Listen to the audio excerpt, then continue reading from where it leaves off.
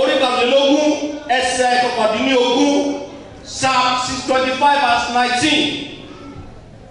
Psalm 25 verse 19 tó wá ní pẹ́lú ẹ̀kọ́ òwò àjọ gbàdúrà mo fẹ́ kó fọjọ́ rẹ̀ kó sọ pé Olúwa wo àwọn ọ̀tá mi, wọ́n sá pọ̀ wọ́n sì kórìíra mi ní ìríra ìkà fẹ́jú wọn sọ́dún wa ìbáyìí Olúwa gbà mí lẹ́gbàá lọ́dún bẹ́ẹ̀ gbogbo ìkorò nínú ayé wa lórúkọ Jésù Kristi Olúwa máa mú kúrò, gbogbo mi mára Olúwa máa sọ ní dídùn bí a ti gbàdúrà lẹ́ẹ̀kan Olúwa ní orí bẹ́ẹ̀ Olúwa sọ ayé wa di ọ̀tun, sọ ayé wa di ọ̀tun, sọ ayé wa di ọ̀tun, sọ ayé wa di ọ̀tun, sọ ayé wa di ọ̀tun, sọ ayé wa di ọ̀tun, Olúwa sọ ayé wa di ọ̀tun Jésù Olúwa wa.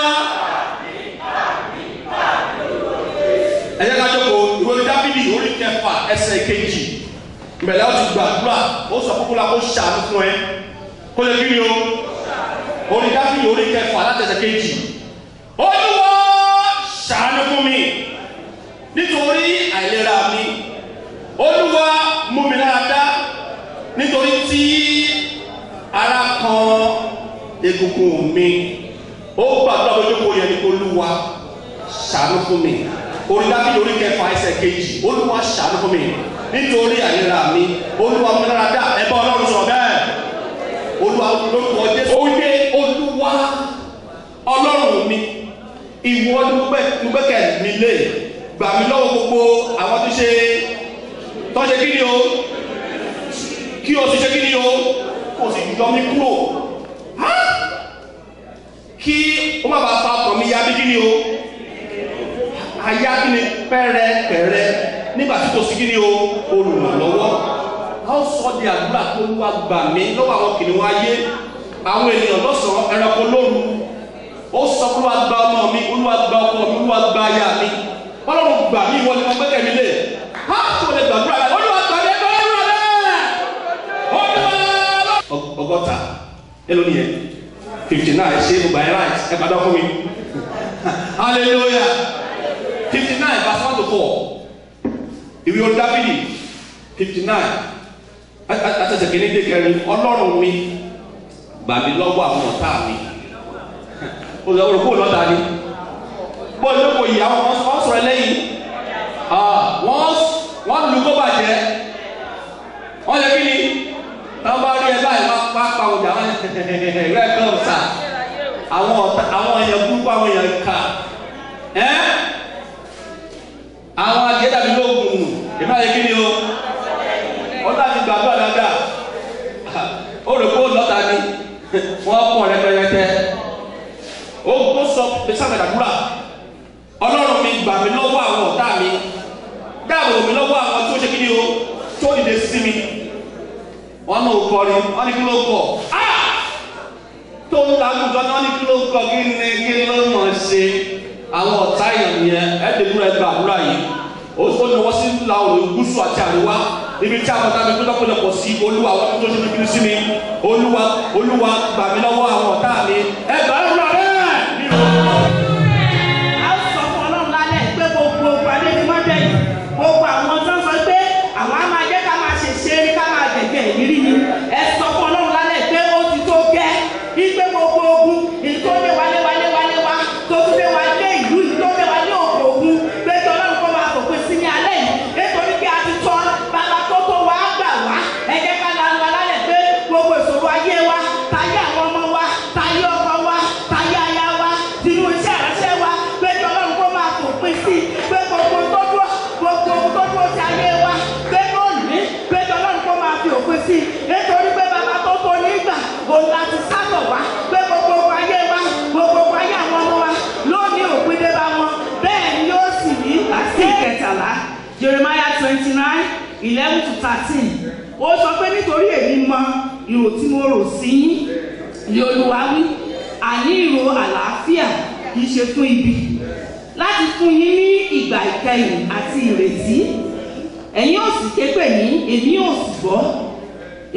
sì gbọ́ àdúrà yín èmi ò sì tẹ́tí sí yín ẹ̀yin ò sì ṣàfẹ́rí mi èmi ò sì gbọ́ nítorí ẹ̀yin ò fi gbogbo ọkàn yín wá mi nítorí pé a ti fi gbogbo ọkàn wa wọ Ọlọ́run láti aago 10 a ó sì fi wá títí di aago 5 àárọ̀ yìí tó torí ẹ̀mẹ́ náà fún wa sọ fún Ọlọ́run ní àṣálẹ̀ ó ní ká la ẹnu wa ó ní ká béèrè ẹnu èèyàn lèèyàn fi kọ́ pé mi ò jẹ́ tó sọ fún Ọlọ́run lálẹ́ yìí gbogbo àwọn òkè ṣòro èyí tó lé wa kiri pé enough is enough ìtinú ayé àwọn ọmọ wa òpin ti dé bá wọn tinú ayé aya òpin ti dé bá wọn tinú ayé ọkọ òpin ti dé bá wọn ó wá sọ fún Ọlọ́run pé gbogbo ìfọwọ́sowọ́pọ̀ òkùnkùn lórí ọ̀rọ̀ ayé mi lórí ọ̀rọ̀ ayé àwọn ọmọ mi iná tó dàpọ̀ máa rà Olúwa ti tú wọn ká ẹjẹ́ ká làwọn ká gbàdúrà àyíṣẹ́ bí ló òyìnbó kan náà lẹ́jọ́ lọ àwọn èèyàn náà ń sẹ́yìn mọ́tò bọ̀gìnì sílé láti wọ́n ti tó ti lọ́wọ́ tẹ̀ tí sẹ́yìn Toyota Camry wá sọ fún Ọlọ́run wípé gbogbo àwọn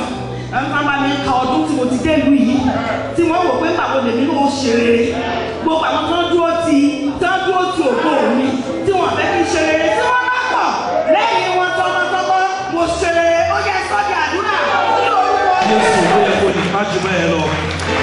Ó yẹ kó lè pàjù bẹ́ẹ̀ lọ. Ó yẹ kó lè pàjù bẹ́ẹ̀ lọ. Amen. Amen. Ẹ jẹ́ ká jókòó. Ẹni pé mo ṣáà wá pa ẹ̀rẹ́ látàárọ̀ àwọn coach ló jókòó síbẹ̀ àwọn professors, and when you are playing in front of your coach you want to be very careful because gbogbo náà bá kó ẹ ló máa fẹ́ fi sójú ìṣe lórí pápá. Lẹ́yìn bàbá wa, the Lord bless you in Jesus' name. We are blessed to have you, sir. The Lord will keep strengthening you in Jesus' name. Amen. Amen. Àmì òjò tẹ tó wá gba nǹkan lálẹ́. Amen. Àmì òjò tẹ tó fẹ́ mú nǹkan lọ ní common shout better. Amen. Wọ́n ní ìta ń ṣe ní àṣekápá fọ́dún yìí. Bíbélì dẹ̀ jẹ́ kó yé mi dájú nínú ìwé Psalm chapter 56 verse 11. He said, "He crowned the year with goodness, and his path is drawing fires." So tó wá ṣe lálẹ́ yìí, àwọn àkójọpọ̀ ìbùkún tó kù fọdún tọ́lọ́run kó fún ẹ Olúwa kó lọ lé má tẹ̀. Nǹkan tí mo sọ yìí ẹ, àwọn ìtókù tọ́lọ́ ṣọmọ wọ́n máa ń ṣe sales tọ́dún bá ti parí gbogbo stores ló máa ń ṣe sales. Ó wá sales ìbùkún lálẹ́ rẹ̀. You are going with it in the name of Jesus. Kò sí péjọpọ̀ téèyàn lọ tí Ọlọ́run ò bá sọ̀rọ̀ nínú àpéjọpọ̀ tó lọ kánífà ló lọ ṣe. Tọ́lọ́run ò bá sọ̀rọ̀ nínú àpéjọpọ̀ bí tó lọ ó kàn lọ ṣe show ni. Ètò jẹ́ kí tiwa yàtọ̀ sáwọn tó lu club ń ta ni pé Ọlọ́run máa ń sọ̀rọ̀ níbi táwa bá wà. Ó dẹ̀ ti ń sọ̀rọ̀ yẹn látàárọ̀. Ó dẹ̀ sì tún máa sọ̀rọ̀ yẹn sínú ayé ẹ̀. But there is something you must do. Pardon me, please. Pardon me. Ẹ̀yin náà lè fowó rán wá ní ìwé. Wọ́n ò bá lórí kìrẹ́ ní. Báwo ni ìbá ṣe dùn tó? Bàbá láti jó tán-tán. Ẹ̀bí tí ó ju ọ̀nà tó ṣòro kọlu fẹ́ ṣù. Ọkọ̀ oṣù ọkọ̀ àjẹ́ òfin mèrè nàkànàkà fẹ́ mèrè bólẹ̀. Aláàrọ̀ ọ̀bàná olóòní ọ̀fọ̀ ní ọlọ́lá ọ̀fọ̀ ńlá. Ọba mi apani, alani, agbani, adani, amọ́ni, aṣẹ́ni, arọ́ni, abíní. Oh, yigi yigi, Ọlọ́run. Àtọ́bàjáyé, ẹlẹ́dàá ohun gbogbo. Àwọn èèyàn yìí, wọ́n bá lórí kìrẹ́ ni. Báwo ni ìbá ṣe tuntun? Listen, I don't know what you have lost, but the reason why you didn't lose everything is Jesus. Thank you, Lord. I don't know how the devil has dealt with all your enemies. I'm less concerned about enemies. I'm much concerned about my business with God. I don't know how much they might have dealt with you, but the reason why they didn't kill you is Jesus.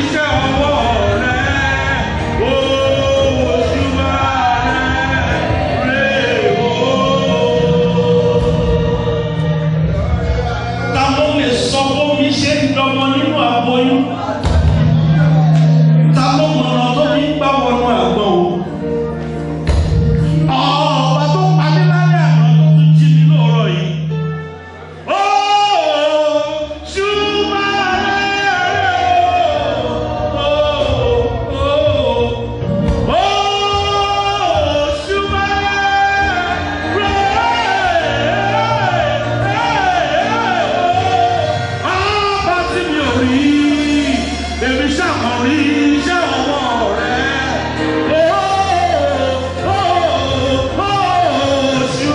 Oṣù bàrẹ̀ rèé.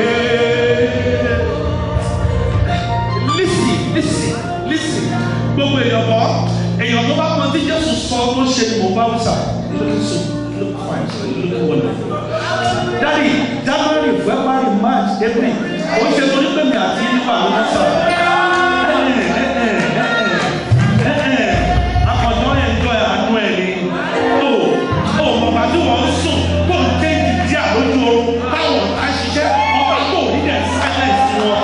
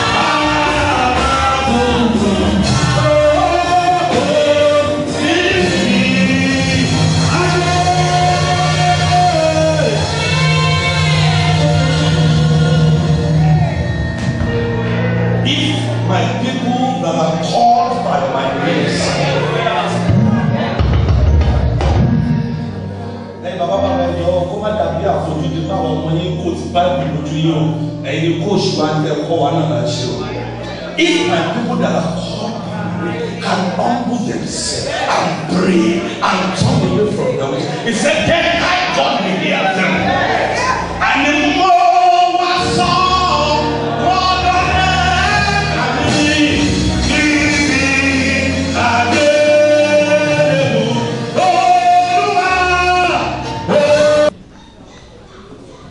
àwọn kan ló fọwọ́sowọ́pọ̀ tí wọ́n rò pé òní dáhùn pé ẹnìkan ò ní la ọdún ìjà ẹnìkan wọ́n ní irọ́ wọ́n lè fọwọ́sowọ́pọ̀ wá gbàdúrà ibikíbi tó ti fọwọ́sowọ́pọ̀ nípa ọ̀rọ̀ mi lórúkọ Jésù ààrẹ Ọlọ́run kó máa ṣẹ́gun ọmọ ẹgbẹ́ òṣèré gbàdúrà ọ̀la. kọ́wọ́ rẹ méjèèjì sókè kó gbàdúrà kó sọ fún Ọlọ́run ẹlẹ́dàá mi má gbàgbọ́ tì.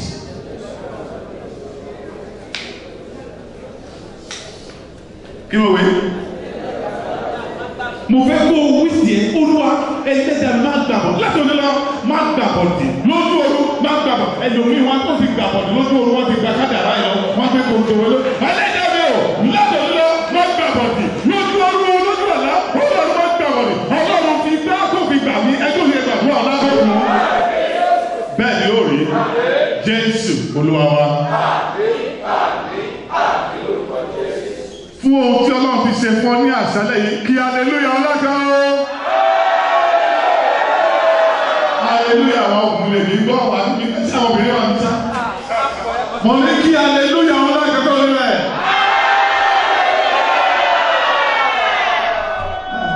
Ẹ̀yin ọkùnrin, yíyá ṣe mi ṣọ́. Yíyá ṣe mi mú sí ìgbà àwọn obìnrin ẹgbẹ́ tó ọ̀hún wájú ti wà lọ kápá. Mo ní ẹ̀yin ọkùnrin ẹgbẹ́ hallelujah ọlọ́kan. Amen. Ẹ ká jọ pèsè dùkọ̀. Mo kí i pé ẹ kú oríire. Bàbá ọlọ́ba, màmá ọlọ́ba, mo kí i pé ẹ kú oríire. Ẹni ọmọ ọdún máa tó kó máa ti ń sọ máa ẹlòmí máa ti fẹ́ máa ṣègbéyàwó. Hallelujah. Tí o bá bímọ lọ́dún méjìlélógún tí o bá rìn, kí ló máa ṣẹlẹ̀ sí? Ẹ̀gbọ́n máa ṣe kí ni a máa bà ọ́. Ṣùgbọ́n pẹ̀lú ògo Ọlọ́run ọmọ ọdún mẹ́ẹ̀ẹ́dógún òun náà ló bí gbogbo nǹkan wọ̀nyí. Hallelujah. Mo kí ìṣàlẹ̀ kú oríire. Bí Kristi bá fa bíbọ̀ rẹ̀ láyé sẹ́yìn, ó gbàdúrà lórúkọ Jésù nínú ayé yìí àti ayé tó ń bọ̀. Èrè tí èrè iṣẹ́ wáyé Ọlọ́run ò fi fún yín. Bẹ́ẹ̀ ni yóò rí. Ó sì ti rí bẹ́ẹ̀. Kò yí padà. Jésù Olúwa wa. Ẹ̀yin ará ìjọ CAC Àgbàlá Ìtura. Ẹ̀yin ará prayer line. Dáhùn. Ẹ̀kú àṣeyẹ o. Lágbára Olúwa. Bí Kristi ṣe ń bẹ, bí ẹ̀mí rẹ̀ ṣe ń bẹ. Tí o bá ti bí o wá sí sílò ní kó o tó tọ̀ níbí àkọlùkọ́gba ìyanu. Tí o máa tún máa àkọlùkọ́gba ìyanu. Tó o fẹ́ àkọlùkọ́gba ẹ̀ abẹ̀ tí máa ṣẹlẹ̀ láyé rẹ̀. Mo fẹ́ ká gbàdúrà nípa aginjù. Kí mo gbé? Kí la ń gbé lẹ́yìnbó? Tí a máa tún máa dìbò. Ọ̀pọ̀lọpọ̀ ló wà nínú aginjù ayé. Ṣùgbọ́n wà nínú Amẹ́ríkà. Nínú aginjù àìní máa wà bẹ́ẹ̀. Àwọn ejò ṣèdè ó wà bẹ́ẹ̀, àmọ̀tẹ́kùn ó wà bẹ́ẹ̀. Oríṣiríṣi ló wà nínú aginjù. Àwọn tó bá wà láginjù wọn ò ní ní àní tó wọn ò lè ní àní sẹ́kùn. Agbára káká wọn fi jẹun. Wọn ò fún wọn láàlàáfíà, wọn fún wọn láàyè láti máa pààrọ̀ aṣọ àti máa lábàá pààrọ̀ bàtà. Òun tó ń bá rí ni wọ́n ń jẹ, kì í ṣe ìkà tí wọ́n fẹ́.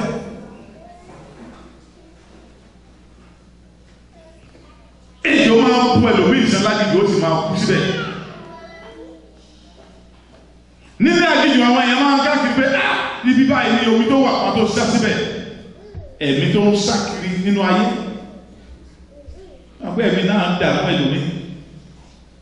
Kọ̀mpútà lọ́dọ́ ń rẹ̀ atúsáré kiri gbọ́. Hallelujah. A sọ pé ẹ̀rọ mọ́gẹ́jì ni o, atọ́ kiri. Ẹ̀mí aginjù kí ló wé? Màmá tó kàwé lè fi bá wa sí ilé nìyẹn kíákẹ́. Àbọ̀tìsù. Hallelujah. Ìwé Sódù oríkàádógún ẹsẹ̀ kẹtàlá. Ìwé Sódù. Ọlọ́run ti tán láti rìnrìn àjò pẹ̀lú rẹ nínú aginjù ayé. Bàbá 75. Hallelujah. Ojú ni yóò ṣe gbàtẹ́ lọ́ máa ṣe màmá lẹ́ẹ̀kan màmá wá sí yóò ṣe kébékébé lẹ́ẹ̀kan. Hallelujah. Ẹ̀mí kíkùn lọ́lọ́run fi tàyín lọ́rẹ̀. Mọ̀ gbọ́ bàbá. Nínú àánú rẹ. Nínú àánú Ọlọ́run yóò fi ṣe amọ̀nà rẹ nínú aginjù tó wà sá. Ẹsẹ̀ ní ìgbà tí Ọlọ́run bá ṣe àánú fún ọ nínú aginjù ayé tó wà, àánú Ọlọ́run yóò pọ̀pọ̀ nínú aginjù náà. wa jáde kó nínú àdìjú ayé àdìjú ló wà òun ló fi ń lé tí ò ní bá wàá wá òòrí gbogbo làálàá rẹ kà ọjà sẹsẹ ẹlòmíì kọ ó ra ilé kò lè sùn síbẹ̀ ẹ rà pé àdìjú ni Ọlọ́run máa mú ọ jáde kó nínú àdìjú nínú àánú rẹ̀ àdìjú tí o ò lè rí o ò kà lè lọ because oríṣiríṣi àwọn ẹran ètò oríṣiríṣi ó ní kó wò ó kó sẹ́kìrì kó sì yè ìgbà tó wà ní àdìjú ní ejò ń bù wọ́n sẹ́ tí ejò bá ti bù wọ́n sẹ́ wọ́n kú ikú òjijì ikú oró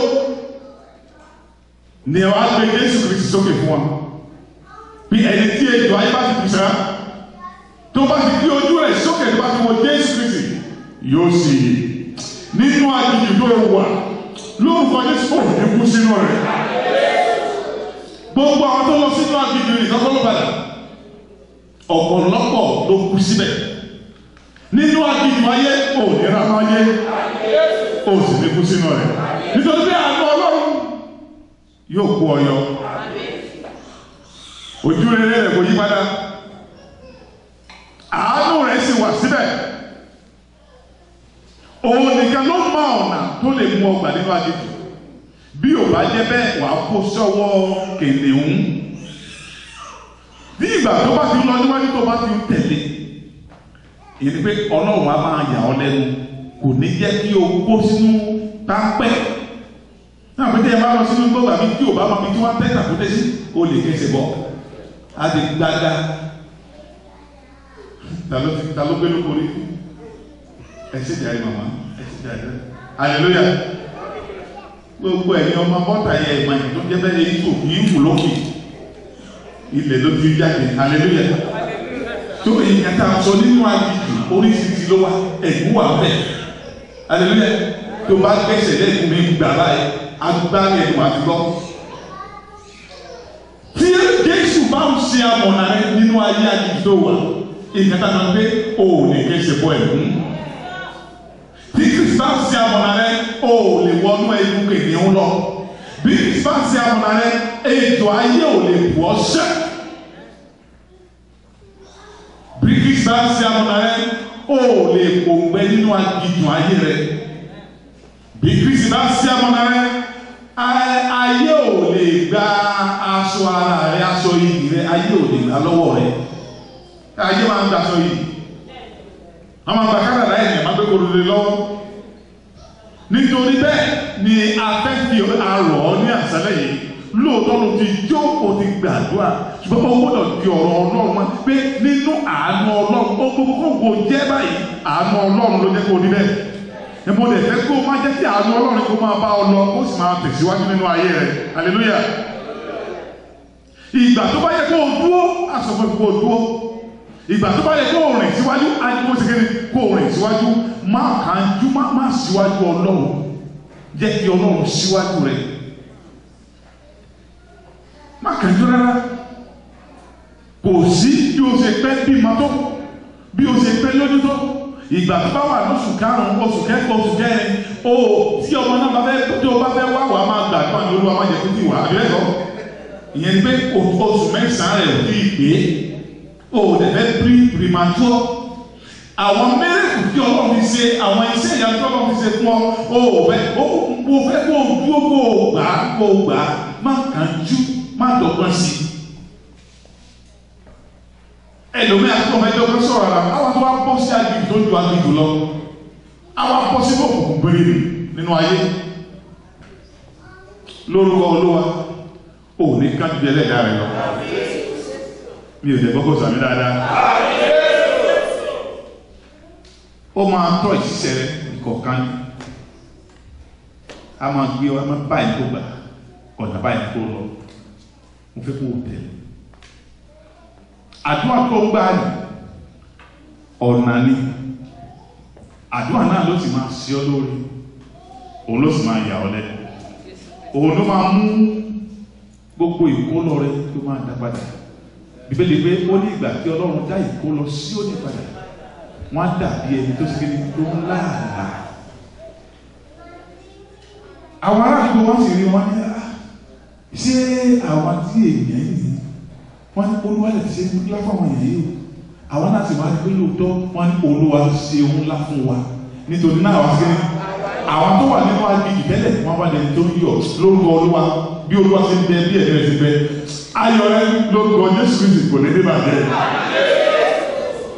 Wọ́n wá bẹ̀rẹ̀ sí í yọ̀ àwọn kan náà tó wà nínú agbègbè Ọlọ́run kan kò ní Ọlọ́run àpọ̀ ní kò náà agbègbè ayé ìgbà bí ọ̀tá máa ń sọ̀rọ̀ ìtàgìdì hallelujah ìgbà bí ẹ̀ṣẹ̀ máa ń sọ̀rọ̀ ìtàgìdì ìgbà bí ẹlòmíì láàrin wọn máa ń gbìyànjú rẹ̀ fún ara rẹ̀ tó bá dẹ̀bi ìwọ bá kò wá sọ̀nà àbálẹ̀ wọn agbègbè mi lẹ̀ ní ẹlòmíì wọ kì í padà ìdí tí o ti wà láyé tó ti wà láyé ni pé Ọlọ́run fẹ́ mú ọ kúrò nínú agbègbè ó fẹ́ tó bí ni pé ó ní Ọlọ́run mú omi jáde nínú agbègbè àbẹ̀kọ́ nínú agbègbè rẹ̀ Ọlọ́run fẹ́ ṣe olówó ni mi ò gbọ́ àmì rẹ̀. Mo fẹ́ kó o sinmi lé Kristi kó o sinmi lé ìgbà tó bá sinmi lé Kristi ohun tí o tó lónìí á ṣẹ́kù nínú ayé rẹ lọ́la mi gba aleluya yára Ọlọ́run ló máa tọ́ ó máa kọ́ báyìí ló dìgbà Ọlọ́run máa sọ ọ̀rọ̀ sínú ayé abẹ́rẹ́ sí máa sọ pé báyìí kó ṣiṣẹ́ ọ̀nà báyìí kó gbà ibi iṣẹ́ yìí báyìí kó lọ àsìkò báyìí kó jáde àsìkò àbọ̀ máa jáde ibi tí tó fẹ́ lọ Ọlọ́run mi tí wàhálà máa ń bẹ lọ́nà Ọlọ́run jẹ́ kó jáde kó lé oh yes tó lé òfin Ọlọ́run òfin ṣe ìgbẹ́kẹ̀lé rẹ̀ òun ló tọ́ òun ló sì ló síwájú rẹ̀ òun ní balógun rẹ̀ má jẹ́ kó má síwájú Ọlọ́run má sì kéde gbogbo tó wá ṣe láyé yẹ kí Ọlọ́run ṣe tó bá wà yóò sì dára fún ọ fẹ́ lọ gbàdúrà ní ìgbà mo fẹ́ kó mọ̀ pé lẹ́yìn ètò yìí lẹ́yìn ètò àdúrà yìí ẹ jọ̀wọ́ mo fẹ́ kí gbogbo tó bá má ṣe yẹ kí Ọlọ́run yẹ tó bá wà kí mo bẹ má kàn jura rẹ lọ má bẹ lọ bí bá jura rẹ lọ ọgbọ́n pépèpé ọgbọ́n tó gbọ́n àná ọgbọ́n àrékèrèkè ní ìṣètò Ọlọ́run jẹ́ kí Ọlọ́run jẹ́ kí lu ọgbọ́n Ọlọ́run sí gbogbo tó máa ṣe nínú ayé yóò dára fún mi. Ìwé Sáà onílẹ̀-èdè àìsí kẹjọ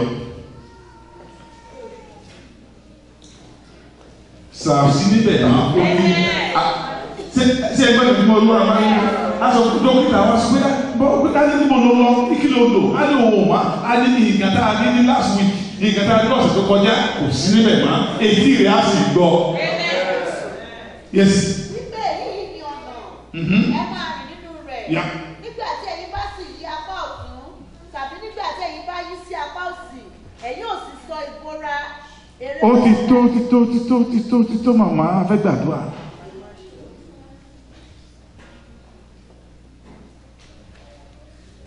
Tí Ọlọ́run bá ń rìn tó dẹ̀ ń tẹ̀lé kò lè sí ìkùnà nínú ayé rẹ̀. Bí Ọlọ́run bá ń ṣíwájú ogun rẹ̀ kò lè sí ẹnikẹ́ni èyí tó lè gbé ọ ṣubú. Bí Ọlọ́run bá ń ṣíwájú rẹ̀ kò sí ẹnikẹ́ni tó lè da ọ̀nà rẹ̀ rú. Mo fẹ́ kó wọ́n pé ohun gbogbo tó ń kó ṣe kò fi Ọlọ́run ṣíwájú. Ìgbà tí Ọlọ́run tó bá rìn tó sì ń tẹ̀lé gbogbo tí a ń pè ní àìsàn nínú ayé a sì gbòòrà kẹ́kọ̀ọ́ dìde tó lórí ẹsẹ̀ nípa abẹ́gbà tó àbí tó fi gbogbo ní ìṣẹ̀lẹ̀. Ẹjọ́ ayé ni a ò parí prógrámù yìí síbí lóòótọ́ la mà kó ní ìjọ tó lọ ṣùgbọ́n ó yẹ ká bá bàbá yìí yọ̀ hallelujah ọjọ́ mẹ́ẹ̀ẹ́dógún kì í sọmọ bí ọdún wọ́n yẹ ká bá yọ̀ bàbá tó ń lépọ̀ lórí wa tó ń làkàkà lọ́sàn-án àti tó lọ gbogbo túnṣe ìgbà tẹ́yìn oṣù kò tí ì pọ̀ jù tó ní Sunday kan láàárín ọdún tó bá filẹ̀ kó fi jíkì Ọlọ́run nítorí ìránṣẹ́ yìí torí ẹ̀ lọ fi gbogbo àwọn ènìyàn wọ̀nyí tó wá káàkiri ẹ̀wọ̀ lára bàbá wa àti màmá wa láti dọ̀bí lọ ẹ̀ màá ẹ̀ mọ̀ iye táwọn ọ̀dọ̀ fún àìsàn fúláì dẹ́ni ẹ jẹ́ ká gbá wọn kò dẹ̀ sí ìka tó ṣe ní àkókò náà tó kéré kò dẹ̀ sí ìka tó ṣe tó pọ̀ jù kò fọlọ́run bẹ̀yìn lọ́jọ́ Sunday lọ́jọ́ ọlọ́lọ́ làwọn parí nítorí la máa bá wọn yọ láago méje láwùsàn wákàtí àdúrà ó wá gbàdúrà ó sọ fún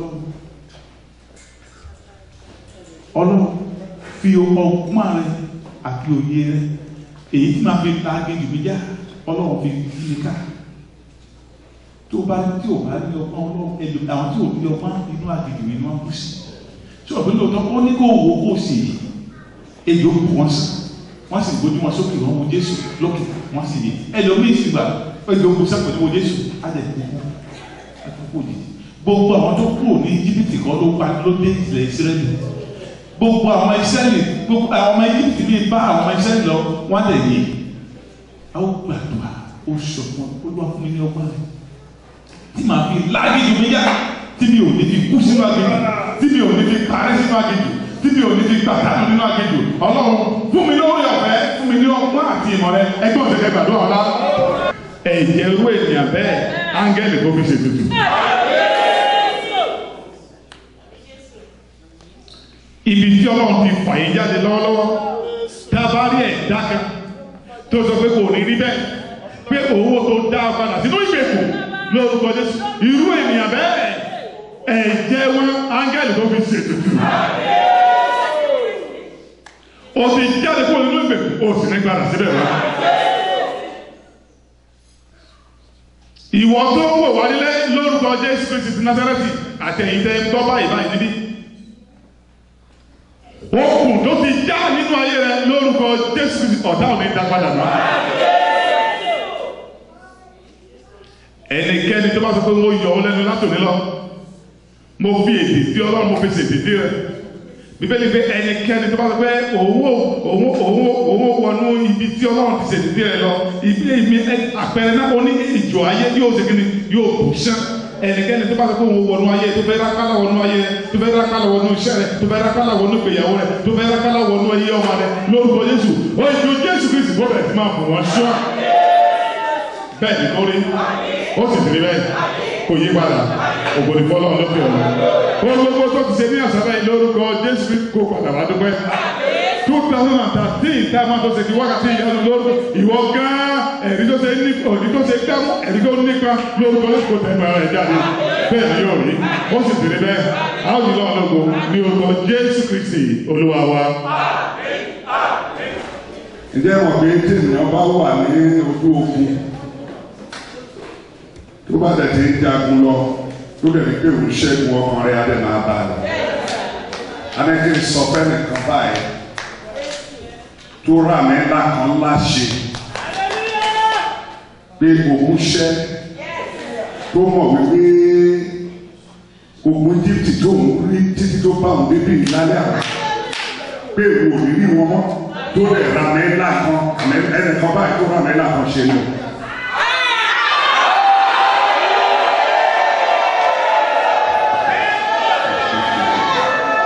Òkè ẹnìkan tó máa ṣe àmín turn around àmín tó yí ìgbà tí àkókò padà. Ẹgbẹ́ omi ó turn around àmín bẹ́ẹ̀ ni àṣẹ́gun orí rẹ̀ kò ní padà. Ẹ ṣe ẹ̀dá tó kú ẹ ṣe alẹ́fẹ́ta lọ́lé ẹ ṣe ẹ̀yẹ bàbá wa ẹ̀yẹ kọ̀ Olódùmarè. No be there. À ń ṣe nǹkan méjì wákàtí ìyàwó àti ọdún mẹ́ẹ̀ẹ́dógún tí Ọlọ́run ti bá wa ṣe bọ̀ tí ò jẹ́ ká tẹ́ tí ò jẹ́ tí ò jẹ́ ká sọ ẹ̀mí kankan dà. Ọlọ́run máa jẹ́ ẹ̀mí tó tì wá lẹ́nu tó bá wa ṣe tó fi ẹ̀mí ènìyàn rere tó lé tó fi yíyí wa ká. Ọlọ́run tó jẹ́ sọ yín dànù Ọlọ́run tó jẹ́ sọ mí dànù. Ó tó láti ra gbogbo òkú ní ìṣẹ́jú kékeré tó kù yìí lórí bí ọlọ́run tẹ́ bẹ́ tí ẹ̀mí ọlọ́run àwọn ọmọ ogun sì ń bẹ oníṣẹ́jú mẹ́ẹ̀ẹ́dógún láti adéṣòro ọ̀fẹ́ àlọ́lé nígbà tó bá wá da January 18 first Friday in January third Friday in January tá a bá máa pàdé níbi ìwádìí ọlọ́run gbogbo ìṣẹ̀dá yìí owó rẹ̀ rí láti jẹ́ ẹnìkan ò ní gbàgbọ́ lórí kan tó sọ yẹn olówó rẹ̀ rí láti jẹ́ ó dàbẹ̀ ní pé ò kọ́ lórúkọ Jésù Kristi gbogbogbò ló ń wọ̀ lọ́wọ́ fẹ́ lọ́wọ́ ó kéré tẹ́ ẹ̀yìn tẹ́ bá wà ní ìtẹ́ bá lè ṣàmì ẹ̀yìn tẹ́ ẹ̀ wà ní gbogbo àgbáyé ohun tí ara mi ká sọ pé kí n sọ ní pé togotogo máa ṣàkàyàmà lórúkọ Jésù ló ń wọ̀ lọ́wọ́ fẹ́ lọ́wọ́.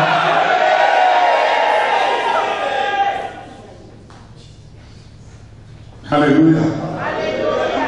Wọ́n á dúpẹ́ lọ́wọ́ ẹ̀yin bàbá ẹ̀yin ẹ̀yẹ wa ẹ̀ṣẹ́ o ẹ̀yin akọrin ẹ̀yin ọmọ ọlọ́run dúpẹ́ lọ́wọ́ ẹ̀yin gbogbo ẹ̀yin.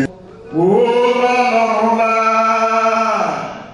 Dáfídì kéré níwájú Gòláyátì ṣùgbọ́n ó lọ́rùn la Sákì ọ̀sán lọ́ba là kéré o ṣùgbọ́n ó lọ́rùn la ẹ̀gbọ́n ẹ̀kan tí ènìyàn bá ní fún ènìyàn.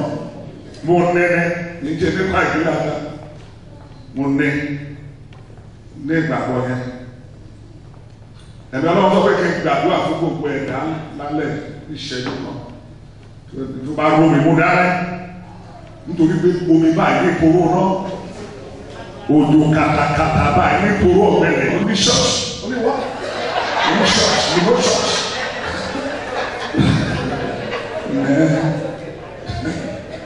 O ti àti omi ìgbà ìlú wọn ló fi ní bẹ́ẹ̀ ní kan tó fẹ́ fi ìṣẹ́ náà fọ́ọ̀mù yẹn ju orúkọ mi ní kan tó fi orúkọ àti date of birth wọn ní okay you don't have anything no doctor no doctor except Dr. Jesus wọn ní okay ní kí n bá bá mi wá mo gbé fún ó fún dáadáa eré yẹn kan wá ń lé mọ́ mi ní ìlú ṣe é fún mi ó lè bá bá mi níyà wọn kò máa la wàhálà tó bẹ lẹ́yìn láti ga ìṣọ láti bá wọn mọ hallelujah ó wá ṣe tán lè wọn tó ṣe ó bò mí ó ní sẹ́yìn náà hábà fáyé ló kọ́kọ́ mo ní ẹ̀ lọ mo ní ṣe ẹ̀ẹ́dẹ̀ rán lórí èsì bí mo mọ̀ ọ́ bẹ̀ ó kọ́ lọ́wọ́ ẹ̀ mẹ́ mọ́ ó kọ́ tó ó ní ó dárúkọ nǹkan yọ̀ọ̀kẹ́lẹ́ kan àtẹ́lẹ́ tó wà lórí àtẹ́lẹ́ tó wà nísàlẹ̀ ó ní wẹ́ẹ́ ó dé surprise. Because we are going to this is miracle, only supply. We will whatever miracle, only supply. We will go to this miracle. Look what Jesus Christ, the Yama Shubu, nígbà tí mo wà bí abẹ́lẹ̀ ọgbàgbà fún ọdún mélòó kan àwọn ọmọ mi yẹn tó ti wá dàgbà báyìí tán wọ́n ti fẹ́ máa dábí láyé ara wọn báyìí tán fẹ́ tí mo wà ní ìjọba síkì ìyàwó ló wà mẹ́rin wọ́n máa wọ ọdún kúrọ́sẹ̀tì mi lọ́dún wọn lọ mú fìlà wọn wá sí ilé ìwòsàn ní wọ́n ní ìgbàgbọ́ nú ẹ̀ wọ́n bá wọ́n ti wọ àwọn ìyàwó ẹ̀ sọ pé ìdí ìdòwò mo lọ́sẹ̀ kí wọ́n mú fìlà bàbá ẹ̀ wọ́n. Mo bẹ̀rẹ̀ dàgbà ìdílé dé. Hallelujah. Ẹ̀ẹ́dẹ̀ tẹ̀ ọ̀gá lọ pé òun fẹ́ wọ̀ ọ̀tọ́dọ́mọ̀ wàhálà mẹ́rin náà wọ̀ ọ̀tọ́dọ́mọ̀ sí ti náà wàhálà mẹ́rin òun fẹ́ dá wàhálà yàrá ókè yọ̀ọ̀yọ̀ o dàbí ìgbà tí èèyàn rà dé. Ó ká kí n tiẹ̀ mọ̀ kí gbogbo ilé mi tó dúró ní sílẹ̀tì kí n tiẹ̀ lọ máa gbé apátímẹ́ǹtì. Nígbà yẹn wọ́n tí nǹkan bá bàjẹ́ máa gbé wọn bá tún ṣe. Bọ̀dé ilé ìwà ẹsẹ̀ tó fẹ́ dá láti àwọn ọmọ ayé wọn ètò ìwé bá wọlé hallelujah ilé ìwé òun tún wọn wọn bá ilé tí mo rà ní 200 gbàtà wọn máa wọn ní 125 wọn ní wọn ní 125 mo bá fi àwọn tí mo gba lé lọ́wọ́ àwọn tí mo ní ilé ìjẹ́bi náà wọn ní kí ni kàn ṣe mo ní ó yẹ kẹ́ ẹ ní àwọn ìgbà wọn ní yọ àyọ̀ wọn ibẹ̀ ẹ̀dá káàdì orí àwọn aṣọ fẹ́ lọ́wọ́ lọ́wọ́. Ẹ̀dá àtàlùbẹ̀lẹ̀ ẹ̀yọ kan ká gbàdúrà ẹ̀yọ kan yẹn. Wọ́n gbàdúrà sọ pé ọlọ́run ṣe fi sí mi lọ́kàn nìyẹn. Gbogbo àìsàn lè tó ń dàgbò náà sí lè tí ò kúrò mẹ́ lè tó rìrì síntọ̀ mẹ́.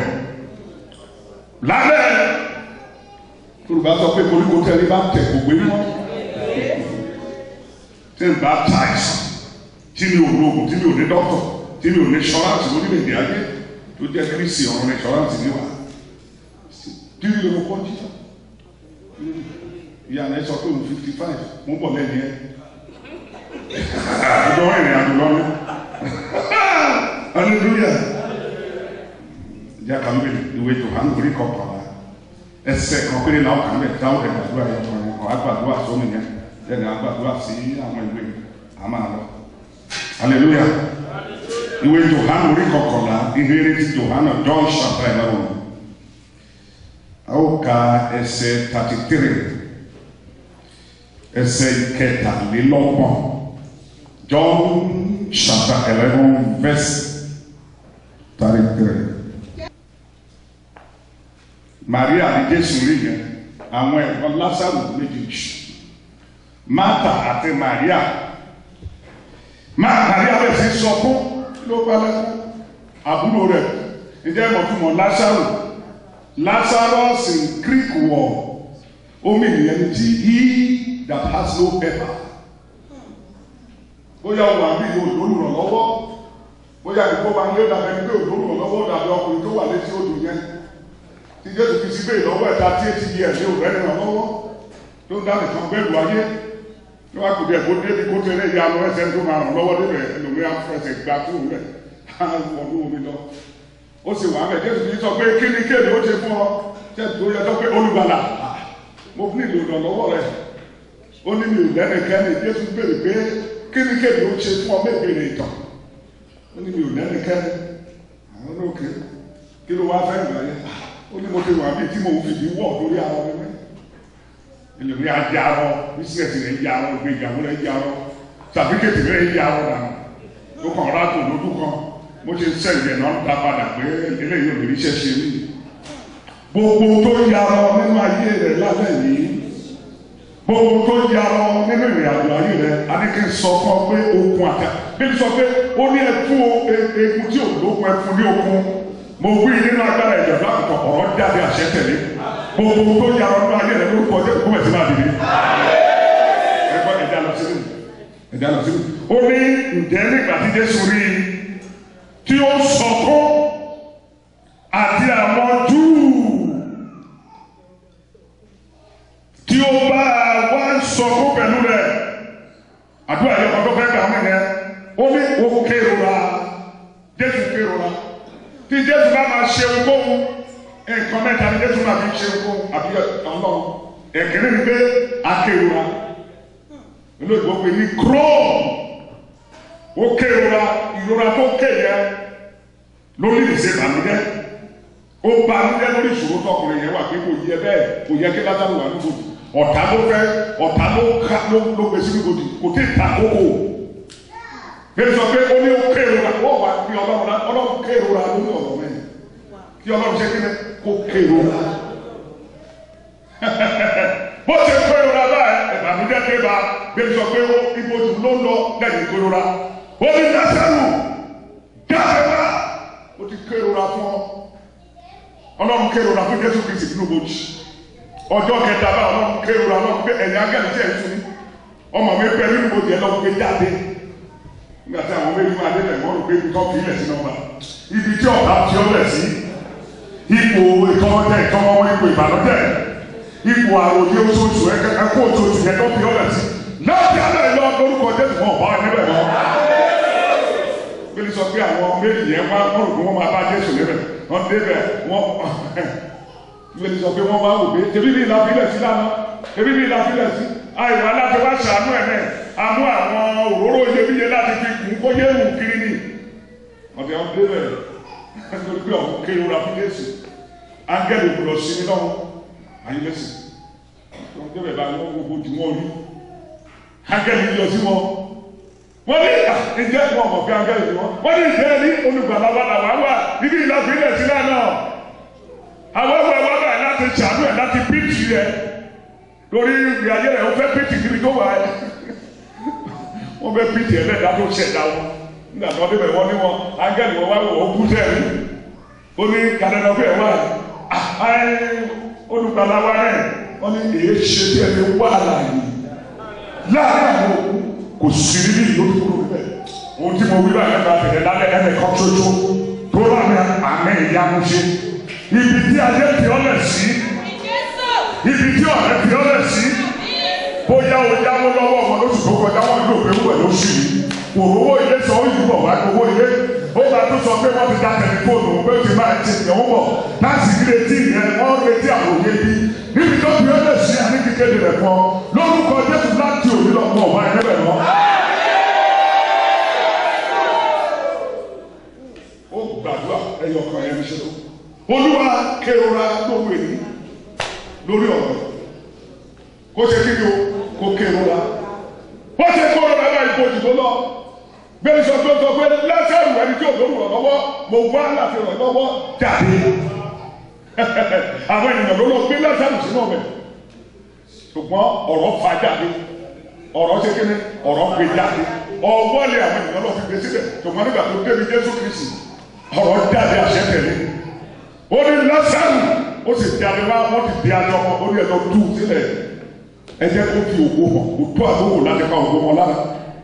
Gbogbo ẹ̀ka tó fẹ́ pa òkú mọ́ ọ̀la rẹ̀ lórúkọ ọdẹ ọ̀rọ̀ adójútù ọ̀la rẹ̀ ó dìde lórí ẹsẹ̀ rẹ̀ àdúrà ìjọ kan yẹn nìyẹn ó kéde orúkọ Jésù Ọlọ́run kẹ́yọ̀ọ́ra lórí ọ̀rọ̀ yìí nínú àbí òmùrọ̀ tó bẹ nínú ayé rẹ̀ ẹni tí ẹ̀ wà ní gbogbo àgbáyé ṣọ̀fọ̀ Olódùmarè Olúwa lóru èmi jẹ́ kí ọ̀rọ̀ kẹ́yọ̀ọ́ra lórí òkú yìí kéde ó kẹ́yọ̀ ìbéèrè sọ pé ó ní Jésù ti ṣe kéde ó ní ó kẹ́yọ̀ọ́ra ní ọkọ rẹ inú rẹ wá bàjẹ́ bẹ́ẹ̀ ìyá ló tẹ̀lé mo mọ̀ pé ọ̀hún kérora lórí ṣẹ́ńdá kìlósí àgàtà bẹ́ẹ̀ nígbò wọ́n jù wọ́n sínú nọ́mbà ọ̀hún kérora bàjẹ́ nọ́mbà fi dé lónà ayayayayayayayaya dìbò ni wọ́n dé sùn òògùn ayé mi dìbò ni wọ́n dé sùn kó tún wọn ká ó kéde olódùmọ̀lì kó fẹ́ kó kọ́ bọ̀ rẹ sókè bí ẹni tí ò lágbára.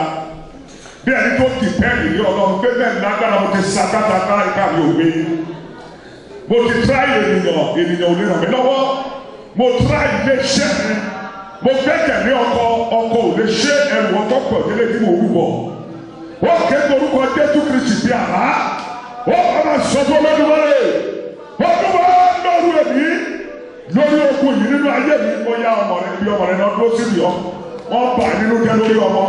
Wọ́n fìdí náà rẹ wọ́n fẹ́ kó ní ibùgbé wọ́n yẹ pẹrẹ rẹ níbi gbogbo tó bá lọ wọ́n yẹ àìsàn tó pẹ nínú àgọ́ ara rẹ lálẹ́ mo fẹ́ kó kọ́wọ́ rẹ sókè wípé Olúwa ìrànlọ́wọ́ mi bẹ ní ọwọ́ rẹ jẹ́ kí ọ̀rọ̀ kérora jẹ́ kí àgbélébùú kérora jẹ́ kí ẹ̀jẹ̀ Jésù kérora jẹ́ kí ẹ̀mí mímọ́ kérora lórí òkú nínú ayé mi ó yẹ ìyanu rẹ gbórúkọ dé. Ìbéèrè sọ pé nígbà tó kérora sọ ó wá béèrè lọ́wọ́ wọn pé ibo lẹ gbé sí ibo ló wà wọn ló wà níbẹ̀ yẹn ẹ̀rọ mú débẹ̀ ó débẹ̀ bá ó wo àdéhìí àti iye wo bojì lójú tí ẹni bá kọrin ẹ̀ka tẹ̀lé àdéhìí àti iye fúnra lára ẹni tó gbé ikú ìníṣẹ́gun ó ní Lásárù jáde wá. Ó kọrin jáde wá ire ayọ̀ mi jáde wá ire ayọ̀ mi ire ayọ̀ mi tó ń bẹ ní àhámọ́ o lórúkọ Jésù bàbá jáde wá ire ayọ̀ mi jáde wá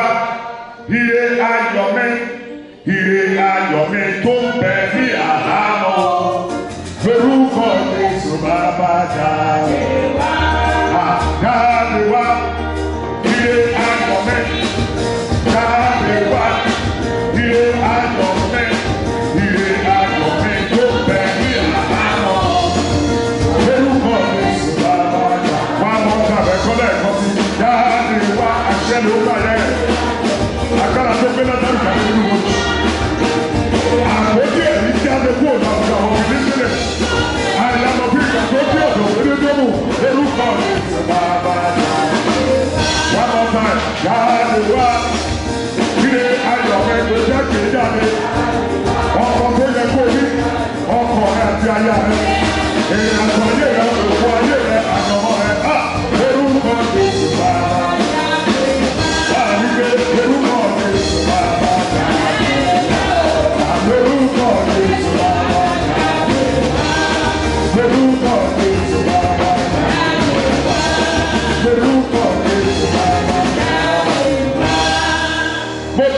àgbélébù masakayaba àwọn mi sí ọrẹ àní kí kéde rẹ̀ fún ọ láti òní lọ ọ̀run kérora lórí ọ̀rọ̀ rẹ̀ àmì ìyẹn máa kéré rẹ̀ púpọ̀ ọ̀run fẹ́ sílẹ̀ kù fún ẹnìkan báyìí tó bá rà mí láṣẹ ni o ẹnìkan tó lè yanu rẹ̀ tí o ti sùn tó fẹ́ ṣe àbí tó borí gbogbo àmì ẹni yòókù yálà nílé àbí ní ìgbésọ̀pọ̀ àmì ẹnìkan báyìí lọ́rùn fẹ́ gbọ́ tó lè gbà òkú tó lè gbà yàtọ̀ mú. o tí mo wí nínú ọlọ́run àpótò ayọ̀ babalọ́lá o ní wípé lọ́rùn èmi ìwọ ìránṣẹ́kùnrin mi ìwọ ìránṣẹ́bìnrin mi mo ní ọ̀hún kérora lórí òkun ayé náà. ìyanu tẹ̀lé bẹ́ẹ̀ ni kò rí ògo ni fún ọlọ́run lókun Jésù Olúwa wa. ẹni tó bá lómi lọ́wọ́ kó gbé dìde ẹni tẹ́ wà ní gbogbo tẹ́ bá wà ẹ kó mi bí ẹ̀rí bọ́ọ̀lù ìpínlẹ̀ ẹ̀dẹ̀ ní ṣọ̀ṣe olówó àbú ìwòsàn àti ìwò ẹ̀nàwó ẹ̀ṣẹ̀. mo tẹ̀wọ́ ọdún ẹ̀dẹ̀ náà nípa ẹ̀mẹ́. Bíbélì sọ pé ó ní we are seated with Christ Jesus in heavenly places. Akùnfin gíga lọ akásẹ̀ kó lórí ilẹ̀ ayé. Àwọn àgbélébùú àtẹ̀májẹ̀mú ìgbé àtẹ̀májẹ̀mú àti ọ̀rọ̀ lọ. Adúró nínú ọlọ́run àwọn bàbá wa nínú iṣẹ́ ìránṣẹ́ tí ò ṣe àgàbàgebè pẹ̀lú ìgbé. Mo tẹ ahọ́n pẹ̀lú ẹ̀jẹ̀ Jésù Kristi dáadáa sílẹ̀ lórí òkè Kábárì. Bíbélì wípé ó ní ẹ̀jẹ̀ náà ó ní ẹ̀jẹ̀ ìbùwọ́n ni. It is a sprinkling blood ẹ̀jẹ̀ ìbùwọ́n ni gbẹ́lígbé. Ó dà wípé ó ní ẹ̀jẹ̀ ń bẹ ní ọwọ́ tó lódùmọ̀lì. Tí ó bá rí bẹ́ẹ̀, mo tẹ̀wọ́ bọ̀ ní ẹ̀jẹ̀ Jésù Kristi. Ẹni tí a ti pàṣẹ ẹ̀mí mímọ́ lójú rẹ̀. Tí a gbé inú rẹ̀ nínú Màríà Wúdíá. Tí a bí tí ó wá sáyé tó lọ ọdún ó lé mẹ́ta. Tí a sì gbé kọ́ sí ìgbéyàwó tó wọ ní ibojì tó sùn ibojì fún ọjọ́ mẹ́ta. Lẹ́yìn ọjọ́ mẹ́ta tó fọ̀ wá láàyè. Tó kó òkèrè ọmọ tó wà lọ́wọ́ tó lódùmọ̀lì tó ṣe ìgbẹ̀fọ́ wa. Mo dúró nínú ọ̀rọ̀ mo tẹ́wọ́ bọ ẹ̀jẹ̀ rẹ o. Nítorí pé omi báyìí ní poró náà odò kàtàkàtà ní poró ọ̀gbẹ́lẹ̀ ẹ̀jẹ̀ rẹ nìkan bíbélì sọ pé ó ní obìnrin oníṣu ẹ̀jẹ̀ ó ní ó fọwọ́ kan ìjẹ́ tí a jọ àṣẹ dáadé nínú ẹ̀jẹ̀ rẹ bíbélì sọ pé ó ní òkèlè rẹ wípé àṣẹ dáadé ní ara rẹ ó sọ pé àṣẹ dáadé létí aṣọ ó ní ó dáadé ní ara rẹ ni tó bá rí bẹ́ẹ̀ tí obìnrin tí ò lè fọwọ́ kan ara rẹ tó dáṣọ ara rẹ ló fẹ́ wọ́n kàn bí àṣẹ bá dáadé tó kọ aṣọ tó sì kọ ogun ayé náà tí ogun ayé obìnrin yẹn ẹ̀jẹ̀ kan ẹ̀jẹ̀ kan dá ẹ̀jẹ̀ kejì dúró mo dúró nínú ẹ̀jẹ̀ báyìí mo wí gbogbo omi tí bẹ̀ ní ọwọ́ ní bí orúkọ Olúwa Ọlọ́run àwọn gbogbo Ísírẹ́lì ẹ̀jẹ̀ Jésù kò wọ ọlọ́run lọ.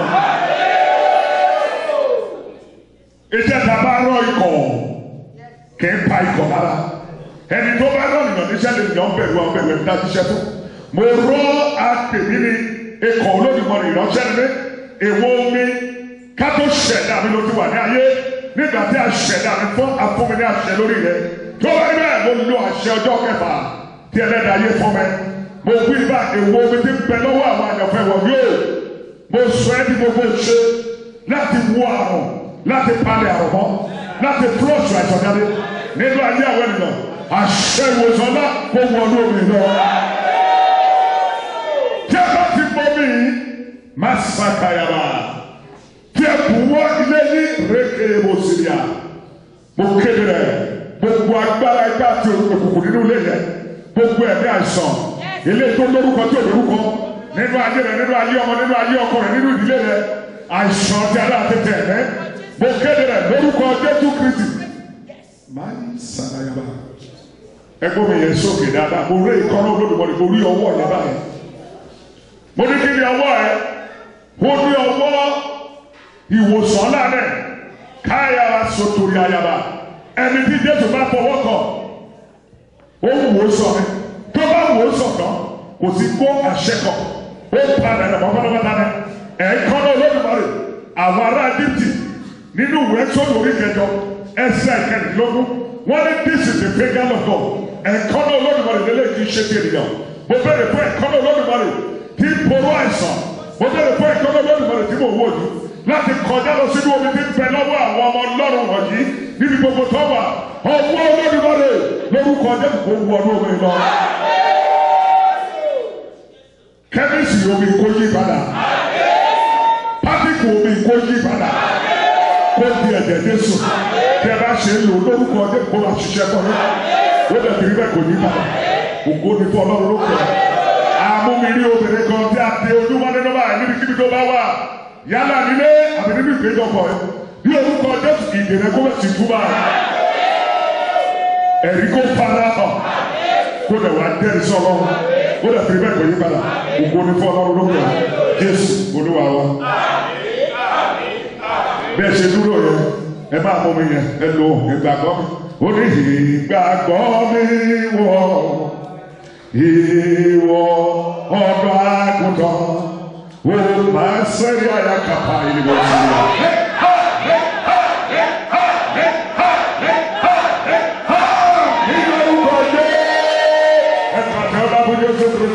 Àwọn bàbá wa rẹ̀fẹ̀ David Olúṣẹ́gun. Bàbá Rèbékà lẹ́rí ẹ lọ sọ pé tèmi ti dára ẹ lọ sọ ṣé ẹ gbọ́ ẹ lọ sọ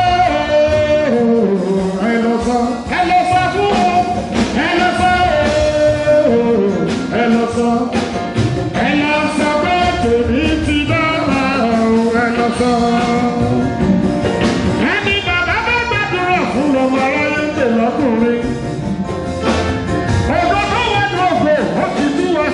Àti ṣorí rẹ̀ ìgbà táyé sàkóso bàbá wọn sàkóso nínú ayé wa. Òfófó ìyanu ṣẹlẹ̀ àyọ̀wọlé ìgbéjáde ìṣẹ́gun tẹ̀lé òkè òkè ní mo wà mi ò sí nílẹ̀ mọ́. Mo kúrò láti ju ayé ẹ̀lọ́ mà bínú ẹ̀lọ́ bá mi sọ fún wo ẹ̀lọ́ sọ yòówó ṣọkùnrin lẹ́rí ẹ̀lọ́ sọ ẹ̀lọ́ sọ.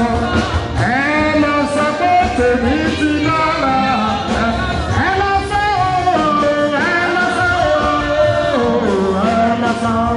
óyá ẹ lọ sọ pé tèmi ti dára. Mo ti lẹ́nu ọ̀rọ̀ nílé bàbá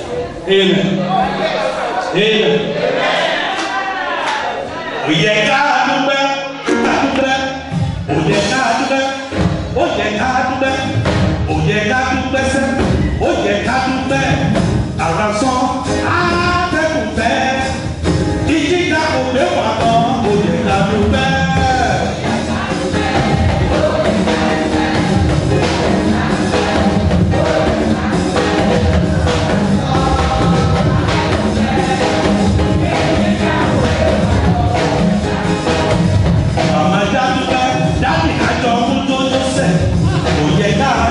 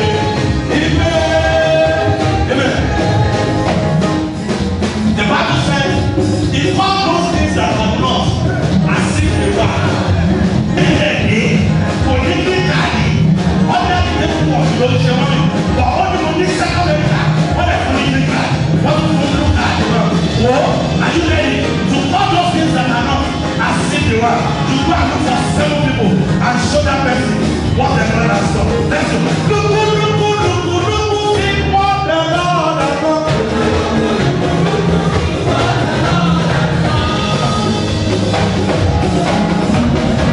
Everybody look, see what the Lord has done. Everybody look, see what the Lord has done. Everybody look, see what the Lord has done. Oh, He has done it for me. Jesus has done it for me. And He has done it again. Everybody look, see what the Lord has done. Everybody look, see what the Lord has done. Oh, He has done it for me.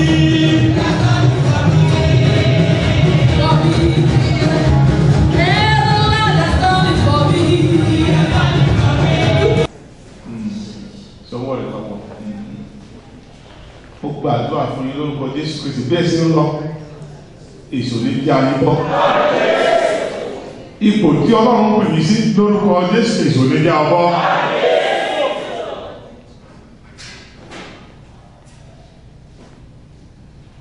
Láti òní lọ bí Olúwa ṣe ń bẹ bí ẹ̀mí rẹ̀ ṣe bẹ bí o ṣe so ọwọ́ rẹ̀ papọ̀ nì ìfẹ́ rẹ̀ àti Kristi lórúkọ Jésù ní mẹ́hẹ̀.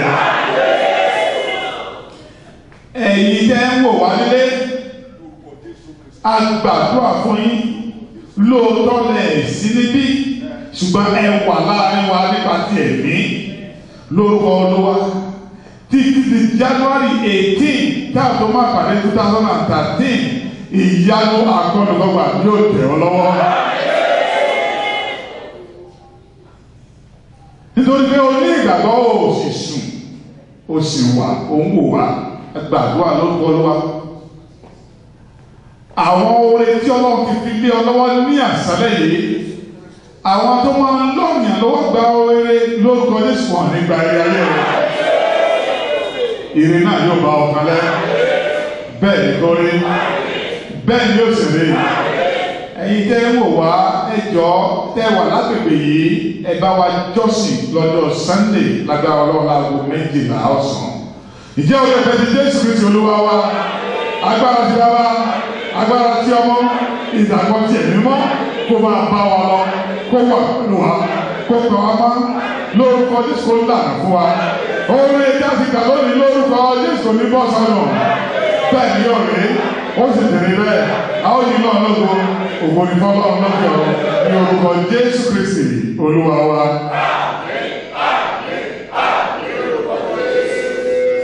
Tí Ọlọ́run bá yà ọ́ lẹ́nu ju ẹni tó wà lẹ́gbẹ̀ẹ́ rẹ lọ mo fẹ́ kí aleluya tiẹ̀ kó ga ju tiẹ̀ lọ àbí ẹ̀kọ́ mo fẹ́ kó kí aleluya ńlá mẹ́ta tó rí rẹ̀ ó yá o.